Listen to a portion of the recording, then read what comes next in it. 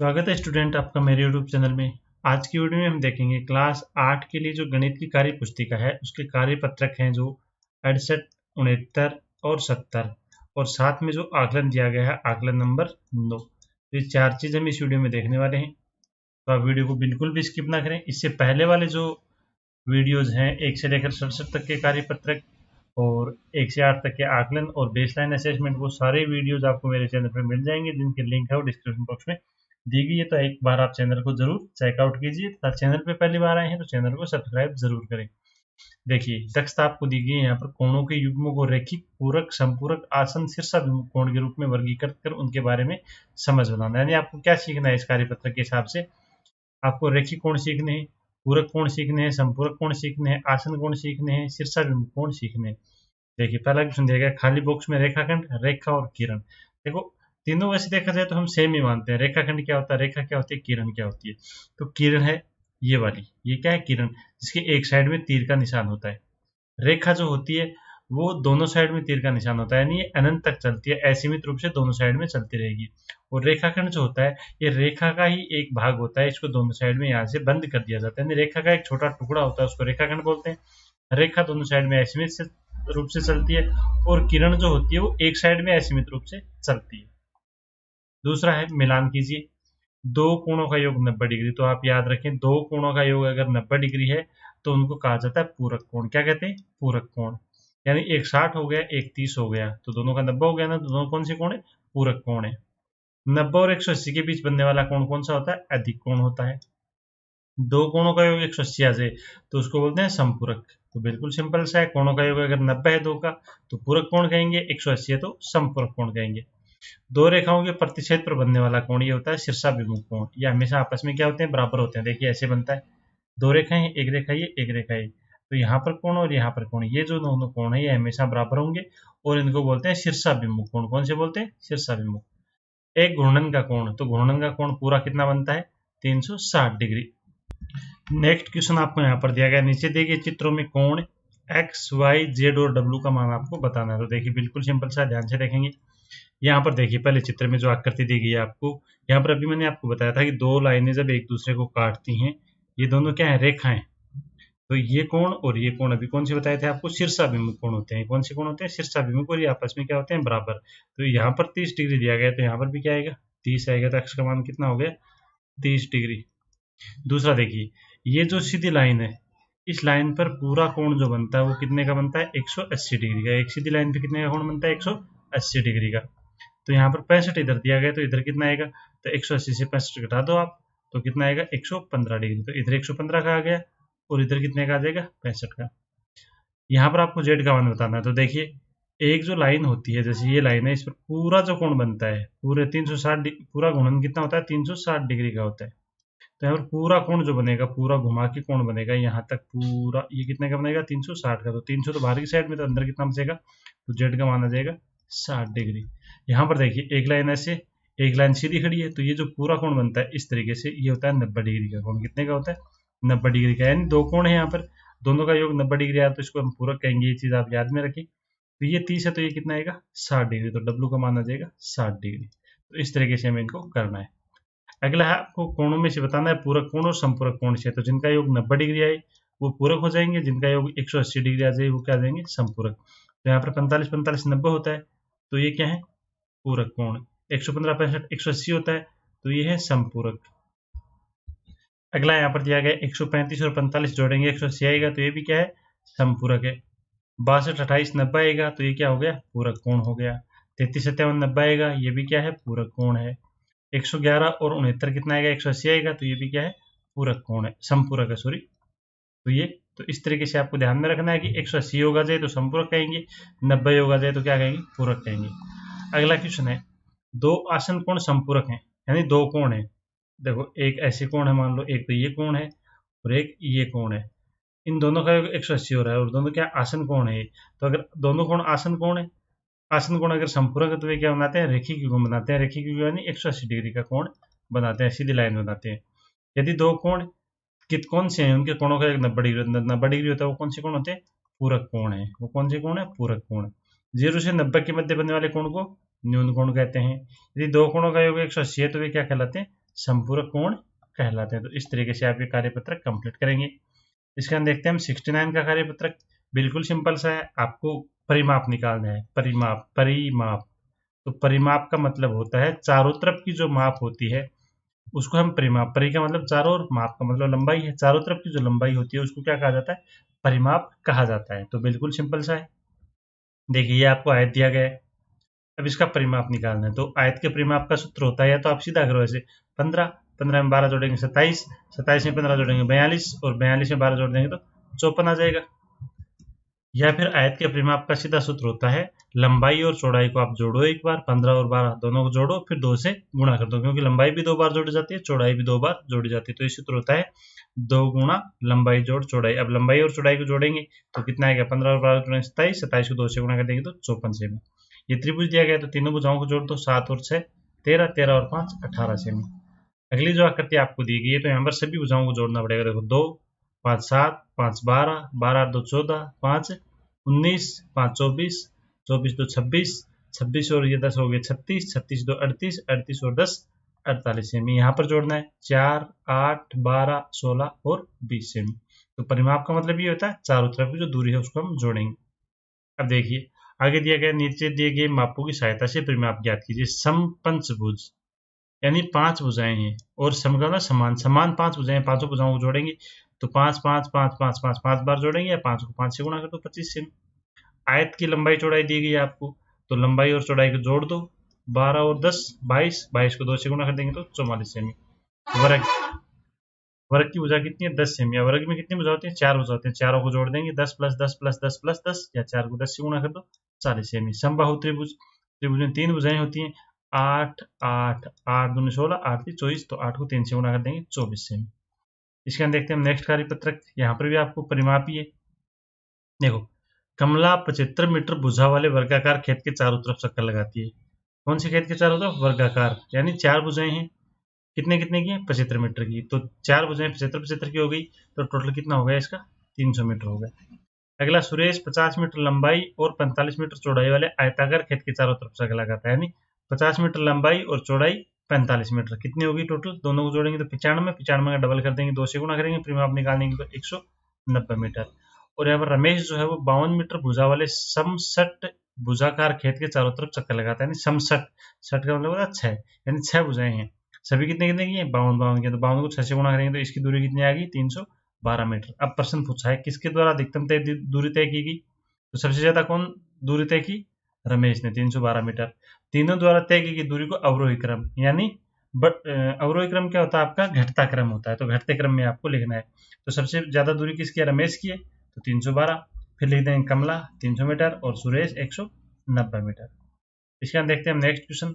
नीचे दी गई आकृति के खेत के चारों ओर बाड़ लगाने का खर्चा 8 रुपये प्रति मीटर है, तो कुल कितने का खर्चा होगा। देखो ये एक खेत दिया गया है, ऐसे एक खेत है, इसके चारों तरफ हमें बाड़ लगानी है और बाड़ का खर्चा कितना, 8 रुपये 1 मीटर का लगता है। तो पहले हम पूरी दूरी निकाल लेते हैं कितनी है, और दूरी यानी इसका परिमाप निकाल लेते हैं। तो देखिए 15 15 30, 10 40, 10 50, 50 और 20 70, 70 और 30 100, तो परिमाप कितना आ गया इसका, 100 मीटर आ गया। अब खर्च निकालेंगे तो 1 मीटर का खर्चा है 8 रुपये, तो 100 मीटर का कितना आएगा, 100 को 8 से गुणा कर देंगे तो 800 रुपये। अगला है नीचे दी गई आकृति का परिमाप। यहाँ पर एक आकृति दी गई, इसको आप थोड़ा ध्यान से समझे। देखो ये वाला जो भाग है, परिमाप क्या होता है, चारों तरफ की दूरी। तो आपको यहाँ से लेकर यहाँ तक, फिर ये वाली, फिर ये वाली और फिर ये वाली, ये चारों दूरियां निकालनी है। अब देखें ये आधा वर्त, वर्त कैसा होता है, ऐसा वर्त होता है। अब देखिए ये वाला भाग और ये नीचे वाला भाग, दोनों को मिला दे तो एक वर्त बन जाएगा। इधर इसको और इसको मिला दे तो एक वर्त ये बन जाएगा, यानी 2 वर्तों की आपको चारों तरफ की दूरी निकालनी है। वर्त की दूरी की, अब वर्त का जो परिमाप होता है उसको परिमाप भी बोल सकते हैं, या वर्त के लिए हम क्या, कौन सा शब्द को में लेते हैं, परिधि काम में लेते हैं। तो आपको दोनों वर्तों की परिधि निकालनी है, एक के निकाल देंगे उसको 2 से गुणा कर देंगे, यानी दोनों की बराबरी आएंगी। तो परिधि का सूत्र होता है 2 पाई आर। क्या होता है, 2, ये क्या नाम है, पाई, इसको बोलते हैं पाई, ये पाई का निशान है। और ये आर है, आर होती है जो वर्त होता है आपका, ये इसका केंद्र है, और केंद्र से लेकर और ये परिधि है इस तक की दूरी होती है, इसको आर यानी त्रिज्या बोलते हैं। क्या बोलते हैं, त्रिज्या बोलते हैं। तो इसका सूत्र हम लगा देंगे, वर्त की परिधि का क्या होता है, 2 पाई आर। 2, और देखो 2 वर्त है यहाँ पर, 2 वर्त है यहाँ पर, तो 2 से गुणा कर देंगे, 2 गुणा 2 पाई आर, 2 को 2 से गुणा करेंगे 4, पाई का मान होता है 22/7 और आर क्या होती है, त्रिज्या होती है। तो अभी आपको देखो यहाँ से लेकर यहाँ तक की पूरी दूरी 14 सेमी दे रखी है, तो आधी कितनी हो जाएगी, 7 सेमी। त्रिज्या आधी होती है हमेशा, तो कितना आ गया 7, तो 7 को 7 से काट देंगे, 22 को 4 से गुणा करेंगे तो कितना आ गया 88 सेंटीमीटर। आगे है 14 सेमी त्रिज्या वाला पहिया कितनी बार घूमेगा, अगर उसके द्वारा तय की गई दूरी 1056 सेमी। एक पहिया है जिसकी त्रिज्या है 14 सेमी, यहाँ से लेकर यहाँ तक की दूरी कितनी है 14 सेमी। अभी एक चक्कर पूरा काटता है तो कितनी दूरी आएगी, इसकी परिधि के बराबर आ जाएगी एक चक्कर में। तो पहिए द्वारा एक चक्कर में तय की गई दूरी परिधि हो जाएगी 2 पाई आर, 2 गुणा 22/7, आर का मान 14 दिया गया है, 7 से 14 को काट देंगे 2 बार, 22 को 2 से करेंगे 44, 44 को 2 से करेंगे 88, यानी एक चक्कर में 88 सेमी दूरी आ गई। अब दूरी कितनी है 1056 है, तो कितने चक्कर आएंगे, तो 1056 में हम 88 का क्या करेंगे, भाग दे देंगे, तो कितने चक्कर आ जाएंगे 12 चक्कर आ जाएंगे। इसके हम देखते हैं हम आंकड़ा नंबर 9, बिल्कुल सिंपल सा है। प्रतिशत को भिन्न में बदलिए। देखिए प्रतिशत दिया गया है आपको, इसको भिन्न बनानी है, तो प्रतिशत का निशान दिया हुआ है, तो इसको हटाएंगे तो 75 में किसका भाग लगेगा, 100 का भाग लगेगा, निशान हट जाएगा। अब 75/100 लिख देंगे। अब दोनों में 25 का भाग जाता है, इसमें 3 बार, इसमें 4 बार, तो 3/4। 25% है तो 25/100, दोनों में 25 का भाग जाता है 1/4। अब यहाँ पर आपको प्रतिशत बनाना है, देखो भिन्न को प्रतिशत में बदलना है, तो आप 100 से गुणा करेंगे, 2/5 गुणा 100।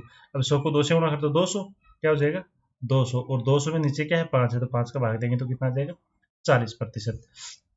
ऐसे आपको ये बताना है 1/2 है तो 100 से गुणा कर देंगे, 100 को 1 से गुणा करेंगे 100 आएगा, 100 में 2 का भाग देंगे तो 50%। अगला अनुपात निकालना है, देखो 50 बचेगा 3 रुपए के साथ। तो अनुपात के लिए मैंने आपको पहले वाले एक वीडियोज में बताया था कि दोनों यूनिट एक जैसी होनी चाहिए, ये पैसा है तो ये भी पैसा होना चाहिए, ये रुपया है तो ये भी रुपया होना चाहिए, तभी हम अनुपात निकाल सकते हैं। तो देखिए ये तो 50 पैसा है, ये 3 रुपये हैं तो 300 पैसे हो गए, तो 50/300, दोनों में 50 का भाग जाता है, तो इसमें एक बार जाएगा, इसमें 6 बार का अनुपात आ गया 1/6। ऐसे 500 ग्राम 4 किग्रा, तो 4 किग्रा में कितने ग्राम हो गए 4000 ग्राम, और ये 500 ग्राम, दोनों में 500 का भाग जाता है, इसमें एक बार, इसमें 8 बार, तो 1/8।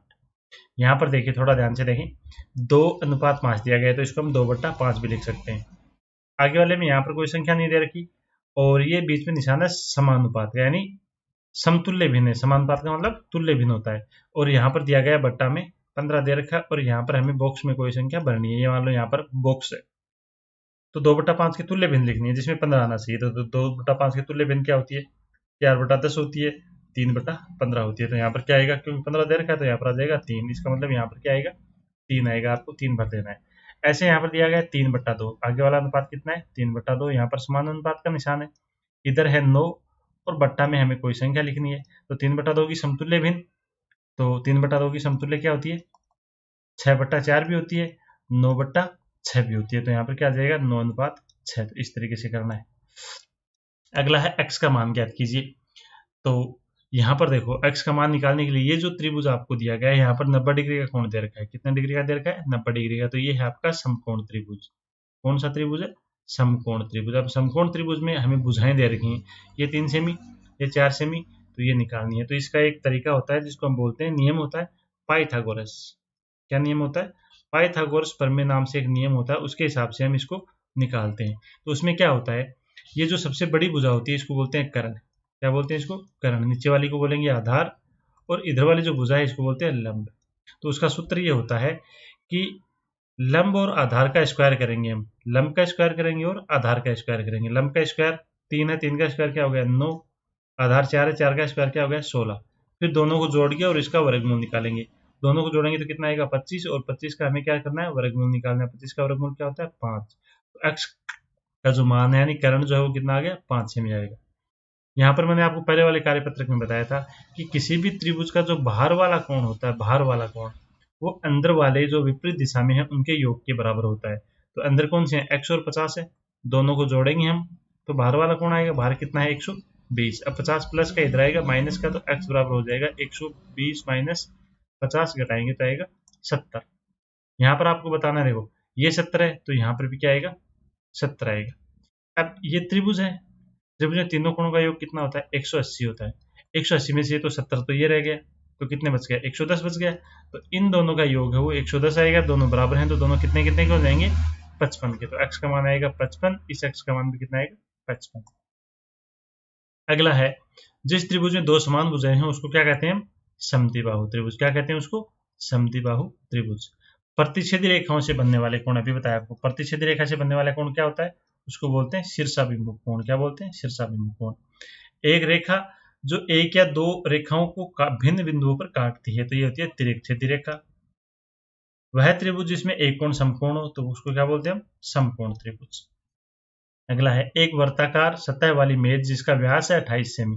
देखो ऐसी मेज है, वर्ताकार सतह, ऐसी मेज है एक, जिसका व्यास, व्यास यानी पूरी दूरी होती है ये वाली, बीच में एकदम, ये कितनी है, 28 है। तो आप जानते हो ये व्यास है, तो त्रिज्या क्या होगी, त्रिज्या को आर से बताते हैं हम, तो क्या होगी, 14 सेमी। इस मेज की वर्ताकार सतह के चारों तरफ घेरे पर रंगीन टेप लगानी है, यानी हमें चारों तरफ टेप लगानी है, यानी इसकी क्या निकालनी है, परिधि निकालनी है। और परिधि का सूत्र मैंने आपको बताया था, अभी क्या होता है, 2 पाई आर। तो 2 पाई का मान 22/7 होता है, और आर का मान यहाँ से कितना आ गया, 14 सेमी। तो यहाँ पर लिख देंगे हम 14, 7 का भाग देंगे 14 में 2 बार जाएगा, 22 को 2 से गुणा करेंगे 44, 44 को फिर 2 से करेंगे तो 88 सेंटीमीटर। अगला एक आयताकार सुंदरी, कैसी सुंदरी है, आयताकार। तो आयत बना दीजिए पहले, जिसकी लंबाई है 3.5 मीटर और चौड़ाई कितनी दे रखी है, 2.5 मीटर। लंबाई और चौड़ाई आपको 3.5 और 2.5 दी गई है, तो यहाँ पर लिख देंगे हम 2.5 के चारों ओर गोटा किनारे लगानी है। तो आवश्यक गोटा किनारे की लंबाई, यानी चारों तरफ गोटा किनारे लगानी है, तो सीधी सी बात है चारों तरफ, यानी इसका परिमाप निकालना है। तो परिमाप का सूत्र मैंने बताया था आपको, लंबाई और चौड़ाई को जोड़ के 2 से गुणा कर दो, दोनों को जोड़ो, 3.5 प्लस 2.5, दोनों को जोड़ेंगे तो आएगा 7.0 और गुणा करेंगे तो आ जाएगा 14 मीटर। तो ये आपका हो गया। इसके बाद देखते हैं हम अगला कार्यपत्रक नंबर 71 होगा, अगली वीडियो में देखेंगे, क्योंकि इस वीडियो में थोड़ा वीडियो ज़्यादा लंबा हो जाएगा।